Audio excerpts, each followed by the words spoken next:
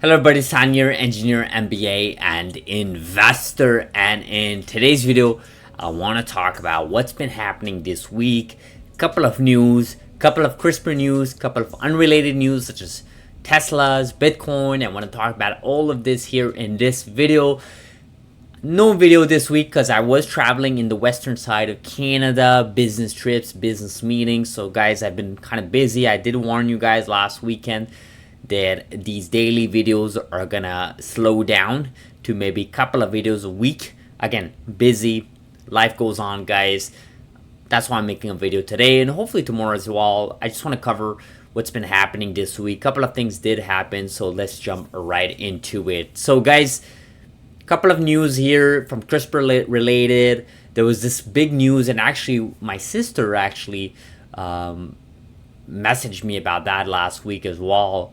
Is basically Down syndrome was basically cured using CRISPR. So if you take a look at this this post here from Massimo, and by the way, Massimo is a huge account on X. This person has like almost 3 million followers. Okay, so it's not just some random person posting about CRISPR, right? So, and I quote here: "Could Down syndrome be eliminated? Question mark. Japanese scientists use CRISPR to target extra chromosome that causes it. A groundbreaking study at Me University has introduced the possibility of eliminating the genetic cause of Down syndrome through cutting-edge gene editing technology. Using CRISPR-Cas9, researchers have successfully removed the extra copy of chromosome 21 that affected cells in the lab settings, a scientific milestone that could reshape future approaches to treating the condition." So, very happy to see this, guys. Look, we talked about this many times in this channel. CRISPR is here to stay. CRISPR is extending lifespan. CRISPR is improving people's quality of life. I mean, this child here was going to have Down syndrome for the rest of their life.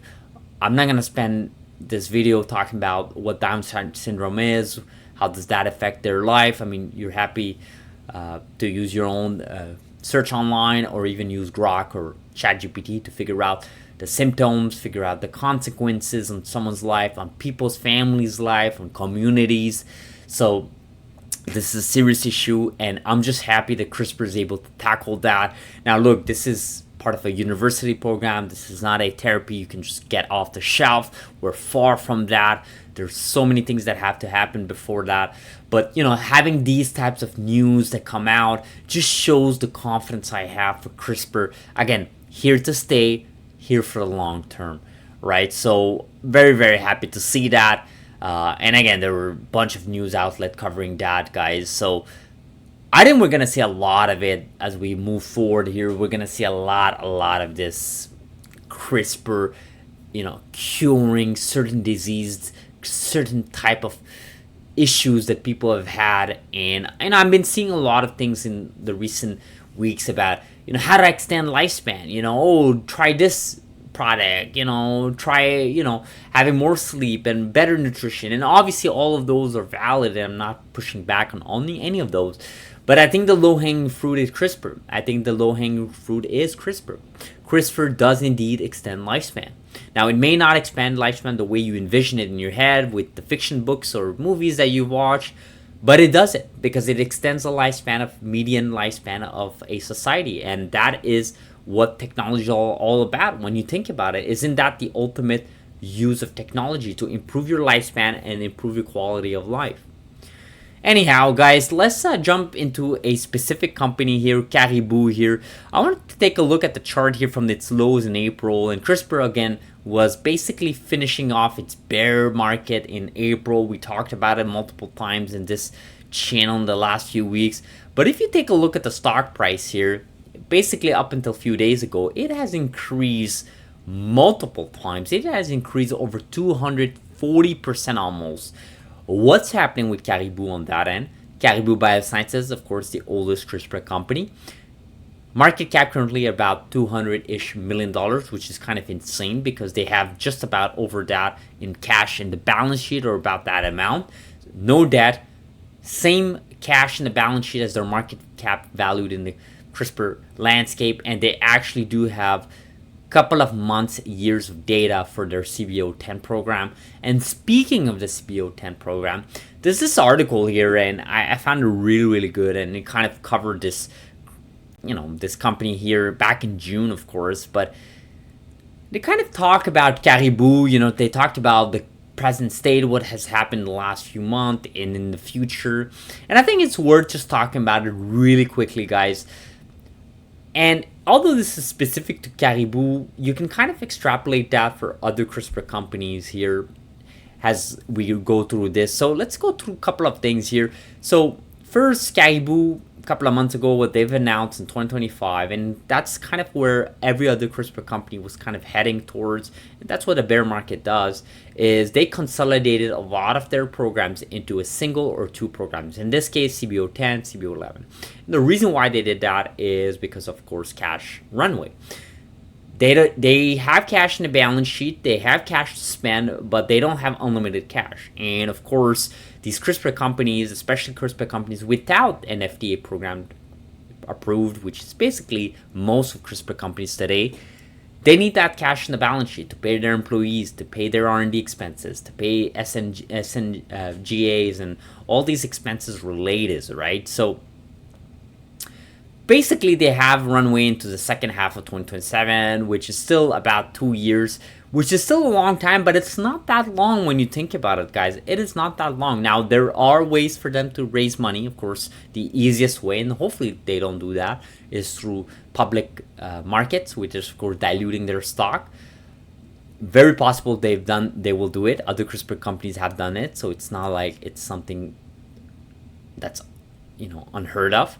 But at the same time, it's very possible they strike out a partnership, right? They basically take out a percentage ownership of their program and say, hey, here's 50% on my program. You own the profits, the future of it, the commercialization responsibilities and all of that. But give me upfront 800 million, a billion, 1.2 billion. Give me upfront of that. Now, I'm not saying it's going to happen. That's not what I'm saying. I'm just saying they have a couple of options on the table there to extend their cash runway. Now, the big thing with Caribou is their idea here is their Chardonnay's RDNA technology, right? And their promise is that it doesn't have to go take the patient's cells, do some work on it, and then go back to the patient's cell body. Their idea is they get healthy donor cells, they do some work on it, and then they can go ahead and inject it in the human body. That kind of does faster treatment injection, just like you see here, increased manufacturing scale. There's critical advantage there. Again, broader patient access, so reduces delays, reduces costs. That's their big selling point for Chardonnay's RDNA technology, which is their proprietary technology that they fully own in the CRISPR landscape. Now, one thing we kind of want to talk about here is the data that we're supposed to be getting. And the data we're supposed to be getting, guys, where was it? This Outlook here. It was supposed to be here. So we're looking at here. They're kind of initiating a pivotal phase 3. And of course, phase 3 is all about narrowing down the dosage level, going through the final stages of a clinical trial. And they're kind of aiming for second half of 2025.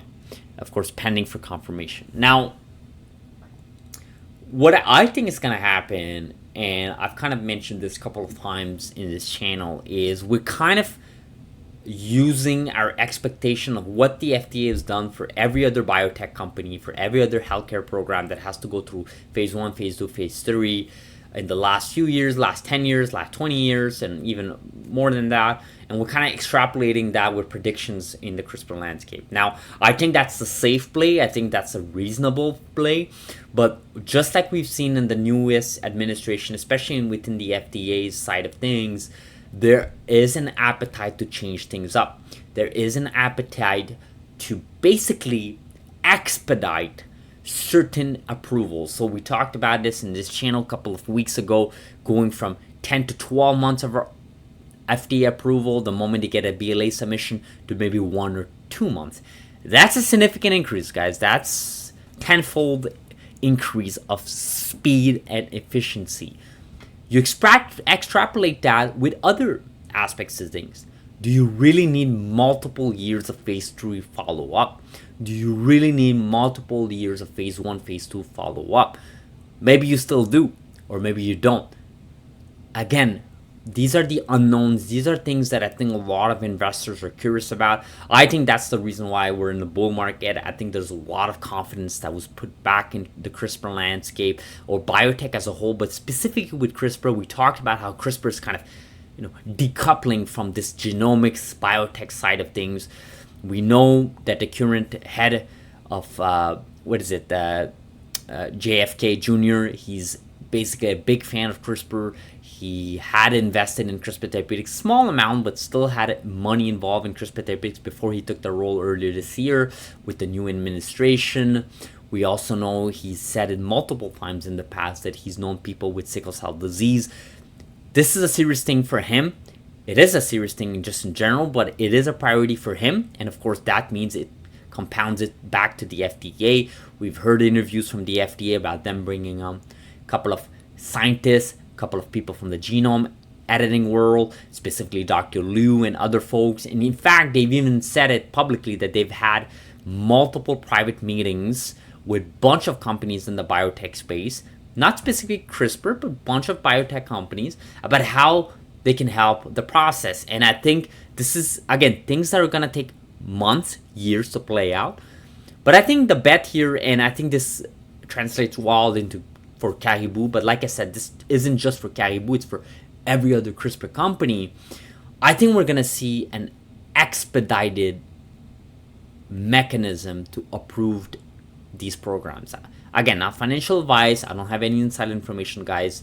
But I still think, and I believe this strongly, I think in the next 6 to 12 months, a little bit more even, I think we're going to be seeing a lot more coming out from the FDA.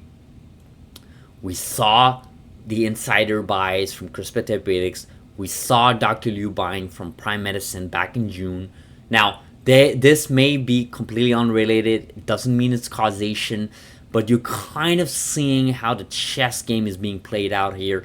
These guys are having conversations with the FDA, part of their daily jobs, on a regular basis. Now, I'm not saying the FDA is going to them and saying, we want to approve your program, just get it out. That's not what I'm saying.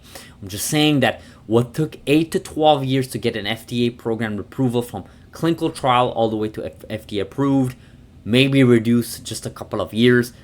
Even if it's down to 5 to 6 years, that's still 50% reduction from what was the status quo. And based on that, again, investors are going to look at that, institutions are going to look at that, and they're going to make predictions. They're going to make investment thesis based on all those changes. The delta of changes do matter, right? It's not just about can we get a CRISPR program approved by this year? That's not the only parameter. The parameter there is the delta of changes, because those delta of changes, again, this new administration is going to stay intact for the next years, right? This isn't just for the next year or 2 years. It's potentially the next 3 years. And of course, again, I'm not an American here. I don't want to make any sort of prediction. I'm not in the politics side of things. This is definitely not a politics show, but you kind of makes you wonder, what if they win the next 2 terms, which is next 8 years? That's 3 years plus 8 years, because technically they can do that. The Republicans, of course, the current administration. Then you have 12 years, starting from earlier this year, of the same administration expediting this program in the FDA side of things. When I mean this program, I mean the CRISPR landscape, genome editing technologies, reducing delays, reducing costs. And that compounds, right? This isn't something that just lasts for 12 years and then new administration changes that. It may, but if you see results, if you see these diseases that have never been cured, it's going to be kind of a political suicide to make changes to the way this is being treated. Again, it's all part of the execution here. We're kind of making some assumptions here, but that's the way I'm seeing things. So guys, this is Caribou. I'm bullish about Caribou. I think the stock price here increasing almost 240% just in a couple of months shows the level of confidence. I think this is one of those stocks that were beat down unfairly. Again, much more room to grow here. I mean, they're way below their all-time highs from 2021. But then again, most CRISPR companies and biotech companies are. In fact, all CRISPR companies are, and most biotech companies are still way far from their all-time highs. And when I mean way far, I mean well over 40, 50, 60. I mean, even Teladoc is over 90% still from its all-time highs. So there's a lot of more room here, although we are in a bull market. And again, these things take time to play out. So guys, just for the last minute or two here, a couple of other things that happen. Again, I like talking about these other technologies because it kind of makes us, think, understand the golden age of technology that we're in. I made a video on that a couple of videos ago. Again, go watch the video catalog. But there's basically about $9 billion worth, US dollars worth of Bitcoin that was sold just, 24 hours ago. Yesterday, I was, again, traveling and I saw the news, and Galaxy Digital basically facilitated that it sold on behalf of a client 80,000 Bitcoin, and that those Bitcoin were basically from the quote-unquote Satoshi era, basically Bitcoin that were dormant for over, 13, 14 years, since 2011, something crazy like that. And basically the Bitcoins were sold. Now, is it one person's Bitcoin? Is it a group? Is it an institution? These are things we don't know. We have speculation. There's some stuff about how this was from a hacked wallet or whatever. I just think it's fascinating for two things. One, it's kind of crazy, guys. $9 billion worth of Bitcoin sold. I mean, man, if it's one person, this guy is, or this gal is laughing to the bank. It's kind of crazy to think they've done that. It's just kind of crazy to think that in 2011 you bought all those Bitcoin, you didn't think about it. I'm not saying that's what happened. I'm just saying it's kind of crazy to think of that story if it is the case. That 13, 14, 15 years later, you wake up, you're like, you know what, I'm going to sell it. You become a billionaire overnight, literally. This is kind of insane, right? My thesis on Bitcoin is it's going to increase significantly. Again, not financial advice. I've always said it in the past, but I think Bitcoin at $117,000, $118,000 US price, I think it's just starting. I think it's going to 10x. And I'm not saying 10x in like 50 years. I'm saying 10x in like the next few years. Again, not financial advice, guys, but just everything that's happening with the new administration, with different nations looking at it, companies stacking up Bitcoin in their treasuries. I mean, man, there's some random companies stacking up Bitcoin in their treasuries. It's kind of crazy. And anyhow, the last point here, as before we end this video here, Tesla released their quarterly earnings report, and man, it was a mix of reviews. A lot of bulls got kind of irritated. A lot of bulls solidified their thesis. It's kind of crazy, guys. And again, I'm not gonna go through the report here. I mean, this is not the channel, the medium for it. But I think it makes you wonder sometimes, and you can kind of extrapolate it back to the CRISPR landscape. There's kind of two conflicting thoughts, I think, with investing. Is you have one side that wants short-term profit, which is basically milk the cow, short-term profits, and then you have a second conflicting thought, which is basically long-term growth, right? Long-term growth. You invest today, you invest in the next month, in the next year, in the next years, so that you can yield the rewards in 3, 5, 6, 7, 10 years down the line. The story with Amazon in the 2000s. People forget this because, again, a lot of people from the 2000 era retired, or obviously are much older, and the newer people on social media weren't really investing at that point. Actually, I wasn't investing at that point. I was in high school, elementary and high school in the 2000s. But with research and with videos, interviews, I kind of found out that Amazon was the same story, right? Investing like crazy early on, and then in the 2010s, about 2012, 2013, that's when things started shifting, the narrative started shifting, and the company stock started increasing significantly. I think Tesla is doing something similar to that with, of course, Robotaxi, with Optimus robots, with their energy business. But I actually think they're doing it on a whole different level, okay? And a level that no company has done. And that does require a lot of investments. And I think the Wall Street and analysts, they're all focused on, what can they do next week, next month, even the next quarter, or even next year, that's their, tunnel vision, They can only look up front until end of 2026 maximum. Asking them to review further than that is gonna, be futile for them. And you can't really blame them because they're operating under a framework. They have a job to maintain, they have shareholders, they have people to answer to, they have quarterly reports on their own, they have meetings, daily meetings about their business investments. You can't really blame that. But at the same time, I think retail investors, that's where retail investors benefit from all of that, whether that's investing in technologies like Tesla, Bitcoin, or even CRISPR, right? I think that's the big story here. I think retail investors have the flexibility and the versatility to invest in these high growth companies.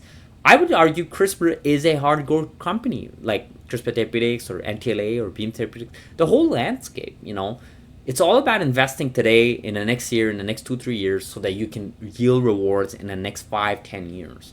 And I think that's kind of what I wanted to end this video with. The conflicting thoughts about short-term profits, which is basically milk the cow today, versus long-term growth, which is basically what Tesla is doing, and some other companies, not just Tesla. Nvidia is doing that, Meta's doing that today, Google's doing that, even Amazon's still doing that.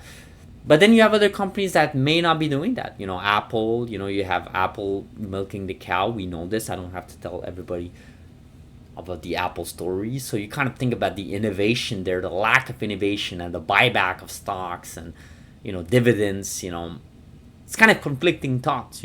I'm not saying that you should always invest in high growth companies. That's not what I'm saying. What I'm saying is to be aware of those two conflicting thoughts and be aware of what you're reading online and what you're seeing on legacy media, whether that's on CNBC, whether that's on YouTube videos from retail investors. Kind of understand those conflicting thoughts, because we kind of live in a world where we permit a bunch of those thoughts to come into one conversation, and it kind of confuses the retail investors to make a proper decision. So I'll end this video like this, guys. Please do subscribe. Do like this video. Really does help a channel. Do engage with me, guys, on YouTube. The comments, guys, it helps my conversations there. It helps our videos to grow, and it also helps me to converse with you guys. So I'll see you guys in the next video. Have a beautiful Saturday. Thank you so much for watching.